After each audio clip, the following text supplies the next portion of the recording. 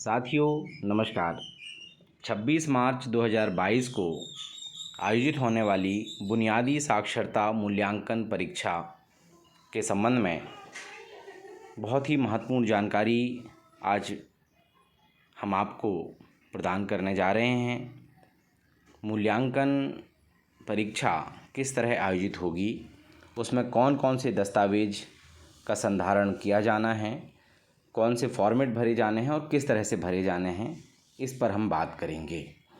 तो सबसे पहले मैं आपको बताना चाहूँगा कि जो भी परीक्षार्थी नवसाक्षर इस परीक्षा में सम्मिलित हो रहे हैं, उनका नाम, उनके पिता पति का नाम, माता का नाम, नामांकन क्रमांक, मोड ऑफ असेसमेंट टेस्ट के रूप में, उनकी वैवाहिक स्थिति, उम्र, लिंग, दिव्यांगता यदि कोई है, मोबाइल नंबर, आधार नंबर, नवसाक्षर व्यक्ति की श्रेणी, उसका पूरा पता, परीक्षा दिनांक, प्राप्त अंक, पढ़ना लिखना, अंक ज्ञान और प्राप्त अंकों के आधार पर ग्रेड। कुल मूल्यांकन 150 अंकों का होगा, जिसमें पढ़ना लिखना और गणित 50-50 अंक के निर्धारित किए गए हैं।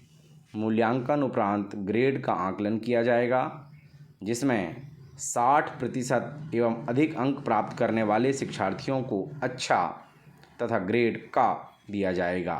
इसी प्रकार 40% से अधिक परंतु 60% से कम अंक प्राप्त करने वाले शिक्षार्थियों को खा एवं 40% से कम अंक प्राप्त करने वाले परीक्षार्थियों को गा ग्रेड प्रदान किया जाएगा।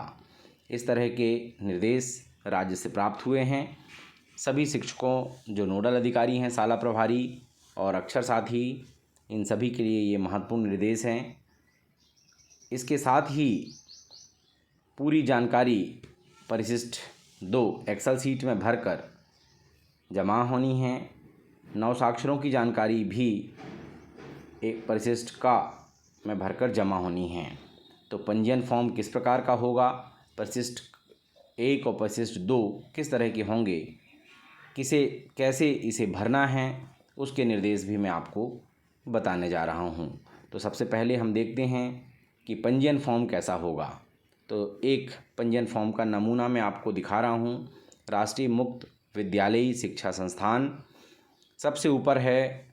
इसको भरने के लिए सबको ये निर्देश हैं कि इसे इंग्लिश में कैपिटल लेटर में भरा जाना है।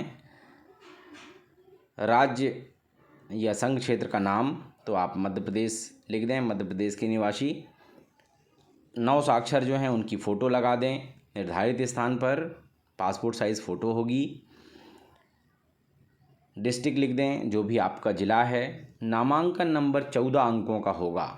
तो यहाँ पर हमें समझने की बात है कि 14 अंक उस विद्यालय का डाइस कोड के 11 अंक होंगे, जहाँ से वह नवसाक्षर परीक्षा में सम्मिलित हो रहा है या अक्षर साथी जहाँ से सत्यापित है, या जिस केंद्र से अक्षर साथी उस नवसाक्षर को परीक्षा में बैठा रहे हैं। तो शुरू के 11 अंक ये होंगे, जिसमें उसका जिला कोड शामिल है, ब्लॉक कोड शामिल है, राज्य कोड शामिल है, बसाहट कोड शामिल है, स्कूल कोड शामिल है। अंतिम के 3 अंक शाला प्रभारी उनके वार्ड में या बसाहट में जितने लोग बैठ रहे हैं, उनके स्कूल से जितने लोग नवसाक्षर परीक्षा में सम्मिलित हो रहे हैं, उनको 001 से शुरू करते हुए आगे क्रम संख्या आवंटित करेंगे, जो क्रमशः 12, 13 और 14 डिजिट में लिखा जाएगा।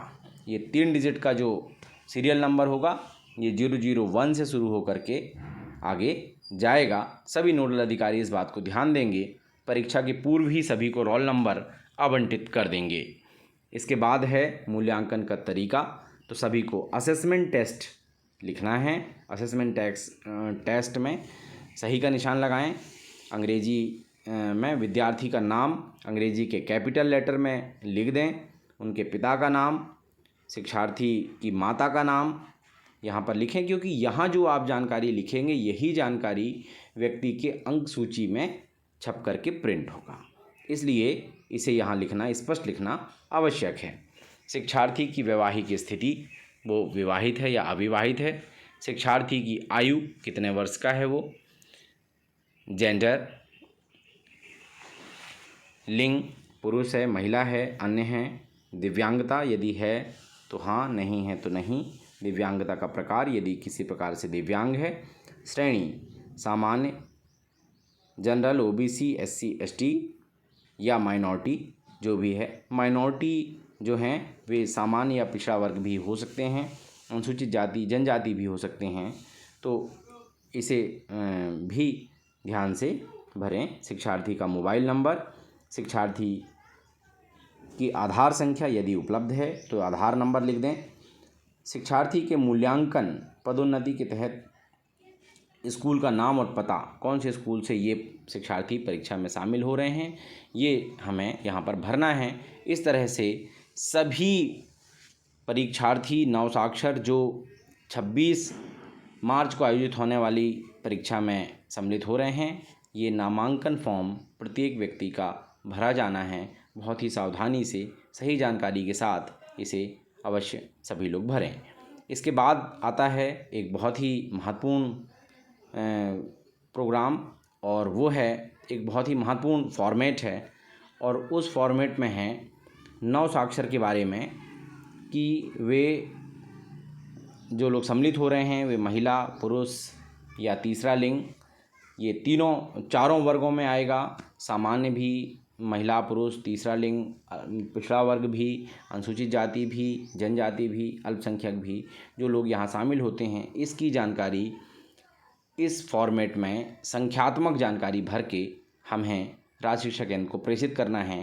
केंद्रवार ये जानकारी बनेगी। सभी विद्यालय नोडल अधिकारी इस जानकारी को तैयार करके और अपने ब्लॉक लेवल पे भेजेंगे, जहाँ से ये जानकारी कंपाइल हो करके ज़िले में और ज़िले से राज्य में भेजे जाना है। बहुत ही सावधानी से प्रत्येक नवसाक्षर व्यक्ति जिस वर्ग या जिस श्रेणी में हैं, उस श्रेणी में महिला, पुरुष या तीसरा लिंग जहाँ भी हैं, उस आधार पर यहाँ पर संख्या दे करके इस जानकारी को ध्यान से भरेंगे। अब एक बहुत महत्वपूर्ण जानकारी है, वो है एक बड़ा गूगल फॉर्म है, एक बड़ा फॉर्म है, इसको किस तरह से भरना है। तो ये एक फॉर्म आपको मिला होगा, सभी केंद्र को मिला हुआ है। इसमें प्रत्येक लर्नर की जानकारी आएगी, प्रत्येक नवसाक्षर व्यक्ति की जानकारी आएगी। ये रजिस्ट्रेशन कम अवार्ड सीट है, इस जानकारी को बहुत ही सावधानी से भरना है। इसमें सीरियल नंबर है, नेम ऑफ स्टेट या यूनियन टेरिटरी, किस राज्य के आप हैं उसका नाम यहाँ लिख दीजिए। नेम ऑफ लर्नर, यहाँ पे जो लर्नर है मतलब जो नवसाक्षर व्यक्ति है उसका नाम आएगा और कैपिटल लेटर में आएगा। कैपिटल लेटर में आप नाम लिखिए, नीचे मैसेज भी शो करेगा, inter name, please enter the name of the learner in capital letters. फिर फादर नेम आएगा, जो भी लर्नर हैं उनके पिता का नाम, या विवाहित महिला हैं तो उनके हस्बैंड का नाम यहाँ आएगा। माँ का नाम यहाँ आएगा कैपिटल लेटर में। इसके बाद है इनरोलमेंट नंबर यानी रोल नंबर। रोल नंबर जो होगा वो 14 अंकों का होगा।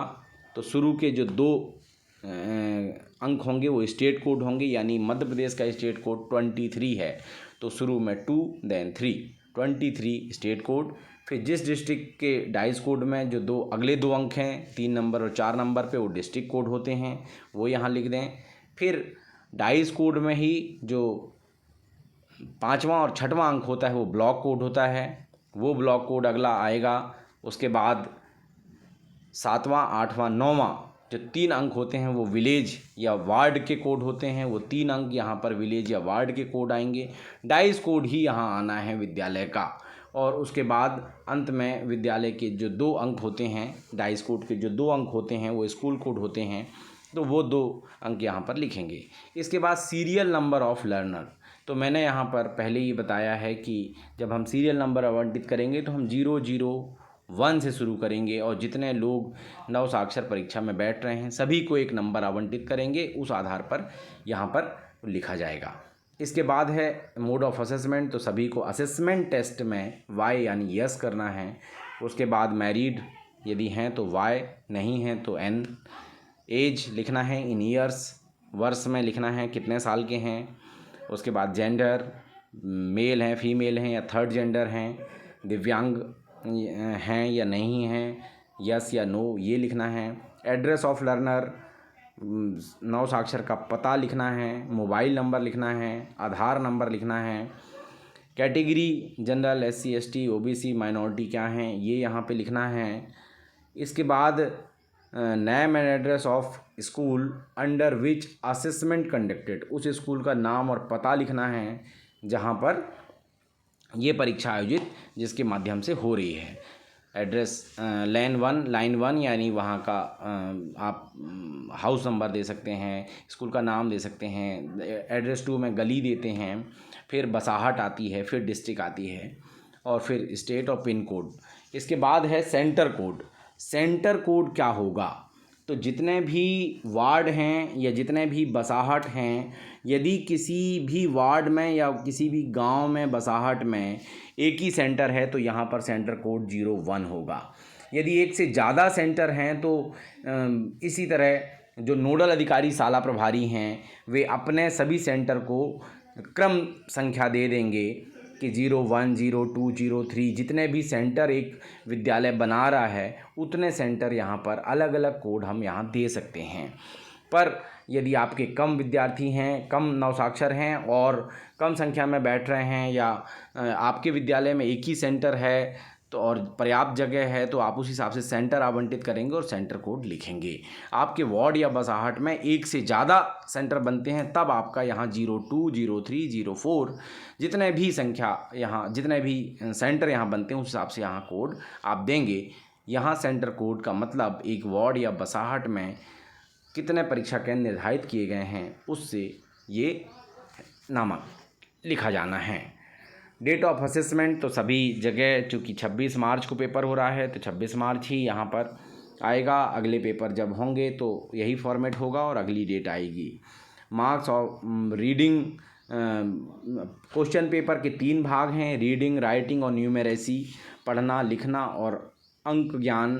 सभी तीनों 50-50 नंबर के होंगे। उसमें परीक्षार्थी जितने भी अंक प्राप्त करते हैं यहाँ आपको वो अंक लिखना है कि 50 में रीडिंग में कितने नंबर हैं, राइटिंग में कितने नंबर हैं, न्यूमेरेसी में कितने नंबर हैं और उसे टोटल करके 150 में 150 में कुल कितने प्राप्तांक परीक्षार्थी ने हासिल किए हैं, प्राप्त किए हैं, यहाँ पे लिखना है। ग्रेड यहाँ लिखना है कि उसका ग्रेड कौन सा है, तो ग्रेड आपको बता दिया गया है कि क ख ग 3 ग्रेड यहाँ पर उसे दिया जाना है और रिज़ल्ट। तो इस तरह से ये फॉर्मेट आपको सभी को तैयार करना है और यही फॉर्मेट कलेक्ट होकर के राज्य शिक्षा केंद्र को जाएगा। तो मैं उम्मीद करता हूँ कि सभी नोडल अधिकारियों के लिए ये वीडियो बहुत ही इम्पोर्टेंट होगा। इसको आप अच्छे से अंत तक देखेंगे और जहाँ भी आपको कोई समस्या होगी तो ज़रूर आप क्वेश्चन भी कर सकते हैं और अच्छे से पेपर करा सकेंगे। हम तैयारी कर लें, अपना नामांकन फॉर्म भर लें, गोसवारा जो जातिवार पूछा गया है, वर्गवार, श्रेणीवार वो हम लिख लें और ये फॉर्म हम भरा लें ताकि प्रत्येक नव साक्षर की जानकारी सही दर्ज हो जाए और उसे प्रमाण पत्र प्राप्त हो सके। धन्यवाद।